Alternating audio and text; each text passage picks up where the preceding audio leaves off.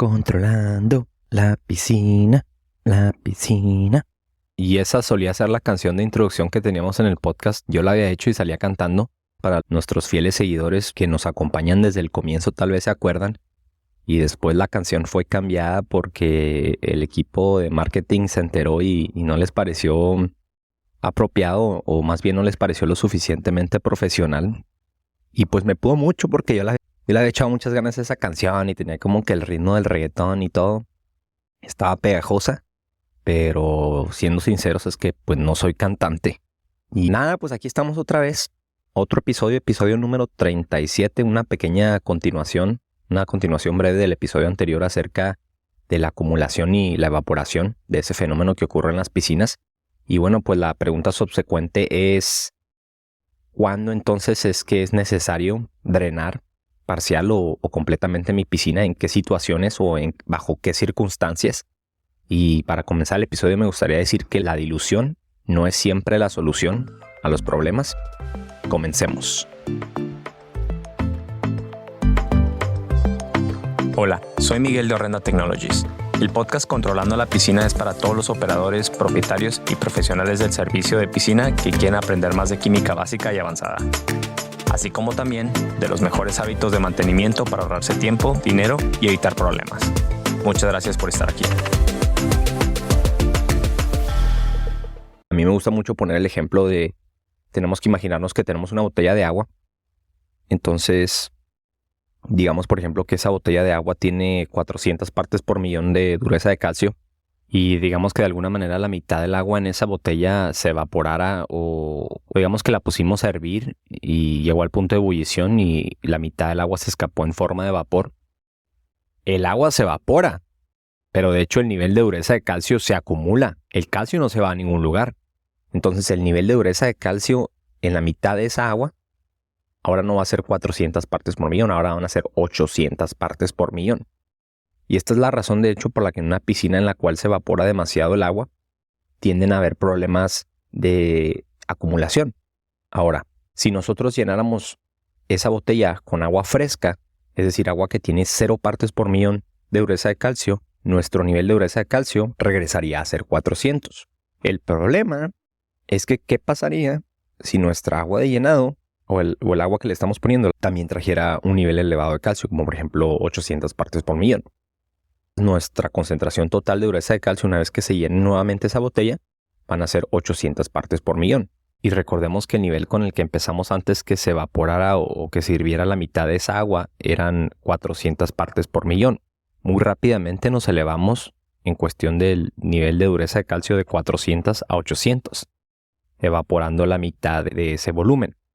Sin embargo, la evaporación y la dilución funcionan de manera diferente, porque si nosotros hubiéramos tirado la mitad de esa agua, hubiéramos drenado la mitad de esa agua, en lugar de acumularse y tener una concentración de 800 partes por millón, iba a tener el mismo nivel, iba a tener 400 partes por millón de dureza de calcio.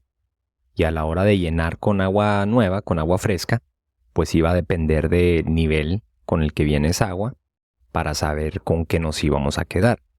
En comparación con el ejemplo anterior, digamos que si el agua de llenado también trae un nivel elevado de 800 partes por millón de dureza de calcio, en la primera instancia o en el primer ejemplar, pues íbamos a terminar con 800 partes por millón. Pero en el segundo caso, si llenamos la segunda mitad con 800 partes por millón y la primera mitad tenía un nivel de 400 partes por millón de dureza de calcio, nuestro nivel total, 1200 entre 2, van a ser 600 partes por millón. El aumento sí se creó, sí ocurrió, debido a que el nivel del agua de llenado pues viene muy alto, pero aún así es menor de lo que se estaba introduciendo. Se diluyó. Podemos darnos cuenta que si el agua de llenado trae un nivel muy alto, la dilución no necesariamente va a reducir nuestro nivel. Recordemos que habíamos empezado con 400 partes por millón. Cuando se nos evaporó, terminamos con 800. Cuando lo diluimos, terminamos con 600. Pero aún así es un aumento. Esta dinámica no es conveniente en este tipo de casos, pero lo bueno es que en la mayoría de las situaciones el nivel de dureza de calcio del agua de la llave no va a venir tan elevado. Generalmente, en su mayoría, siempre va a tener un nivel menor a lo que ya se encuentra en la piscina. Y eso nos favorece a nosotros a la hora de diluir. digamos que el agua de llenado trajera un nivel de dureza de calcio de 100 partes por millón. Entonces, en el escenario o en el ejemplo en el que el agua se evaporó, íbamos a terminar al final con un nivel total de 450 partes por millón. El cambio fue de 400 a 450. No fue tan significativo, no fue tan repentino. Y en el ejemplo en donde diluimos la mitad del agua, íbamos a terminar al final con 250 partes por millón, si no me fallan las matemáticas, sí, 250 partes por millón. Sí se produjo una dilución. En ese caso, a lo mejor sería recomendable sí diluir el agua, si nuestro objetivo es reducir el nivel de dureza de calcio. El agua que viene en la lluvia o el agua que viene en la nieve, de hecho es bastante conveniente porque es agua que no tiene saturación de básicamente nada. Es un poco ácida debido a la contaminación en el ambiente y cuando llueve la lluvia puede atrapar esta contaminación y traerla a la piscina y de alguna manera afectar nuestro pH. Pero en cuestión con los niveles de alcalinidad, de dureza de calcio, de ácido isocianúrico y de sólidos disueltos totales, en la mayoría de los casos siempre nos va a reducir los niveles, siempre nos va a diluir el agua. Y pues bueno, tomando todo esto en cuenta, a lo mejor la pregunta sería ahora en qué momento o a qué punto me tengo que empezar a preocupar por drenar y por diluir mi piscina y también qué tanto tengo que drenar y diluir. Y la respuesta es que depende de las circunstancias, depende del contexto, depende del clima. En climas fríos en donde la piscina se va a cerrar todos los años y se va a drenar gran parte del agua, no es necesario en realidad tenerse que preocupar por estar constantemente drenando y diluyendo, porque la química del agua va a cambiar año tras año. Y en climas más cálidos en donde el agua no se tira, va a depender también de la química del agua de llenado y también de nuestras prácticas del mantenimiento, de la tasa de evaporación como lo veíamos en el episodio anterior. Nos preguntan los clientes, bueno, y yo, por ejemplo, que tengo un nivel de dureza de calcio muy alto en el agua de la llave y por lo mismo el nivel de dureza de calcio en mi piscina siempre está por los cielos, siempre estoy batallando y yo cuando le hago las pruebas químicas y lo llevo a la tienda de piscina o la tienda de químicos siempre me están diciendo, tiene que tirar el agua, tiene que drenar su piscina, tiene que bajar el nivel de dureza de calcio. Y pues es una situación muy frustrante a veces porque en este tipo de casos la solución no es permanente, es temporal. Porque usted de repente va a llegar a un nivel de dureza de calcio en el que le dicen, sabe que tiene que reducirlo, por ejemplo, digamos 1000 partes por millón. Le tira la mitad del agua, pero como el agua de llenado también viene con 600, 700 partes por millón, pues en realidad el cambio no es significativo, no está arreglando el problema permanentemente. En este tipo de situaciones a lo mejor no es conveniente tratar de solucionar el problema de esa manera. Recordemos que el índice de saturación del Langelier se puede equilibrar con cada uno de los factores. Entonces yo lo que haría en lo personal, en lugar de tratar de mitigar el nivel alto de dureza de calcio, simplemente ajustaría mi química para que mi índice de saturación del Langelier esté todavía equilibrado. ¿Esto qué significa? Que por decir si yo saco mi aplicación Horrenda para el celular y mi nivel de calcio anda, digamos, bastante elevado, en unos 800, 850 partes por millón, me está indicando muy fácilmente que voy a tener una química sobresaturada, es decir, una química que me va a producir la acumulación de sarro y la precipitación del calcio.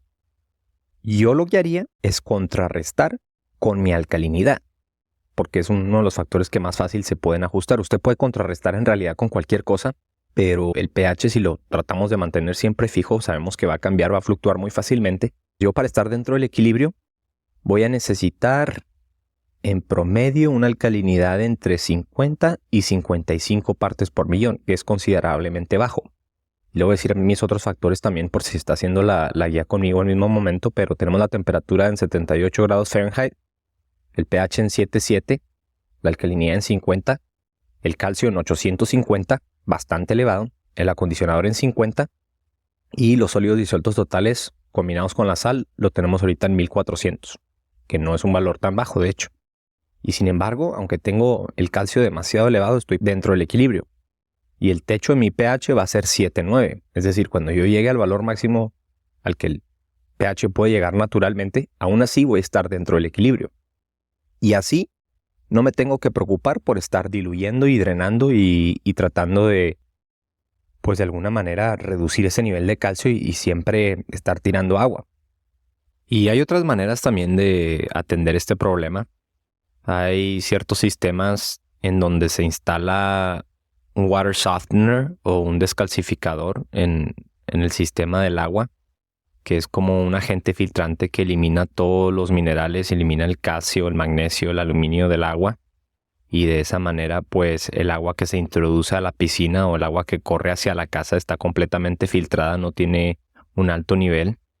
Pero para mi parecer, un nivel alto o elevado de calcio se puede manejar, se puede controlar y no es necesariamente una razón por la cual se debería de estar constantemente drenando una piscina. ¿En qué otros casos sí le recomendaría drenar su piscina? Cuando, por ejemplo, tiene un nivel de acondicionador demasiado alto. Cuando el nivel de acondicionador anda por arriba de 130, 140, 150, el cloro va a ser muy inefectivo, va a requerir una gran cantidad de cloro para tener que hacer el mismo trabajo y va a trabajar muy lentamente. Y en temporadas como el verano, lo hemos comentado ya, me he cansado de decirlo, en temporadas del verano donde la temperatura es más caliente, los contaminantes, las algas, los microorganismos crecen más fácilmente, se reproducen más fácilmente. Y esto requiere que el cloro también actúe más rápidamente y si nosotros tenemos un nivel de acondicionador demasiado elevado y el cloro funciona muy lentamente, pues nunca va a dar abasto. Yo he escuchado casos de gente que tiene hasta 200, 300 partes por millón de acondicionador. Principalmente porque no sabían lo que era el acondicionador, el estabilizador o el CYA, el ácido isocianúrico, y le daban con las pastillas y una vez tomaron una clase de horrenda y ahora lo aprendieron y ahora ya se hizo una preocupación. Ya empiezan a entender por qué las piscinas siempre se les ponía verde o porque siempre consumían demasiado cloro. Pero bueno, ¿cómo podemos eliminar el acondicionador del agua? Es de hecho un factor un poco tramposillo porque dicen las teorías, no se ha comprobado 100%, pero dicen que tiene la tendencia a pegarse a los poros o a pegarse a las paredes cementosas o a la junta. Y esto puede tener un efecto negativo porque a la hora de drenar la piscina, si el acondicionador o el ácido isocianúrico no está suspendido en el agua, no se va a reducir. Y he escuchado historias que hay personas que drenan la mitad de su piscina, la llenan nuevamente con agua, obviamente que no trae nada de acondicionador, y el nivel de acondicionador igual. Para evitar este tipo de situaciones es muy importante dar una buena cepillada, asegurarnos de que se desprenda el acondicionador o el ácido isocianúrico de las paredes, que no se vaya a quedar pegado, y luego proceder y hacer la dilución o drenar un poco la piscina. Como les decía, si hace los lavados de filtros frecuentes o los retrolavados, a lo mejor esto también le puede ayudar a drenar un poquito de agua de vez en cuando para mantenerse por delante del problema, pero también depende de los otros factores de los cuales comentamos en el episodio anterior, de la velocidad de evaporación y de la tasa de acumulación. Si estos están ocurriendo demasiado rápido y nosotros estamos agregando tabletas y tabletas y subiendo el nivel de acondicionador rápidamente, no vamos a podernos mantenernos a la par con la carrera para asegurarnos de que el nivel se está reduciendo conforme vamos haciendo los lavados de filtros o los retrolavados. Hay por ahí otras maneras también de reducir el nivel de ácido isocianúrico. Una de ellas pues es la osmosis inversa. La osmosis inversa es un sistema de filtración en la cual básicamente se comprime el agua a través de una membrana y esto la purifica completamente. Se eliminan los metales, se eliminan los minerales, se elimina el nivel de alcalinidad, el nivel de dureza de calcio, el nivel de todo. Es como poner agua fresca en la piscina y puede ser muy conveniente en zonas a lo mejor en donde no se permite debido a las regulaciones locales o federales o estatales el drenaje del agua. Aquí en California son muy sensibles con ese aspecto, no a cualquiera lo dejan drenar su piscina al 100% y te pueden multar. Y ya saben, pues hay reglas, tienes que sacar permiso para todo, es algo complicado. Y yo creo la otra manera en la que se puede reducir el acondicionador, que tampoco es muy recomendada, es con una bacteria nitrificante, un producto que pretende agregar una bacteria al agua para que esta bacteria consuma el ácido isocianúrico. Pero pues como es una bacteria, es un contaminante, al final de cuentas tendremos que regresar después de utilizar este producto químico y dar un choque de cloro con una gran cantidad de cloro, lo cual pues puede ser contraproducente, puede a lo mejor no ser efectivo si intenta hacer este proceso en todas sus piscinas. Si tienes 50, 60, 70, 80 piscinas, a lo mejor no es conveniente. Y la otra cosa también es que no siempre funciona. Es una de esas cosas que 5 de cada 8 veces funciona. Y pues también no es algo que nosotros le recomendemos, pero es algo que también se usa popularmente en la industria, que se encuentra en distribución en las diferentes tiendas de productos químicos. Entonces sepa cómo funciona, qué es lo que hace También hay otras ocasiones en las que a lo mejor puede ser conveniente drenar. Por ejemplo, yo tenía un cliente que tenía el nivel de ácido cianúrico en 150, tenía el nivel de los fosfatos por los cielos también, andaba como en 1.5 partes por millón y sabemos que generalmente el nivel es incluso más elevado de lo que nos dice el kit.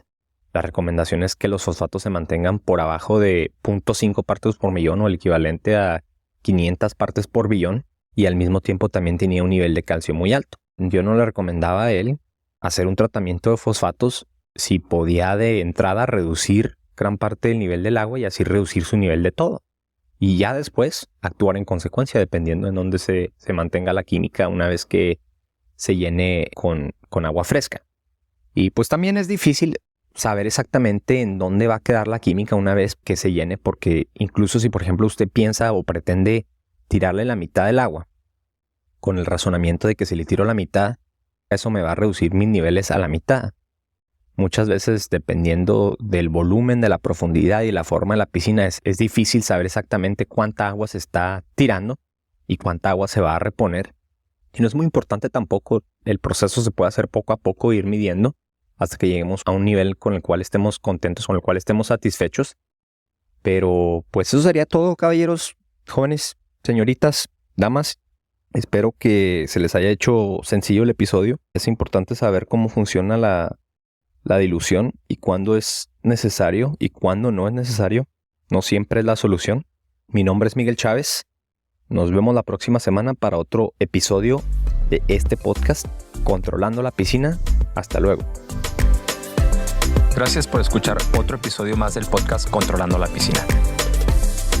No se olvide de compartir, suscribirse o calificar este podcast o episodio. Visítenos en horrendatech.com para más información.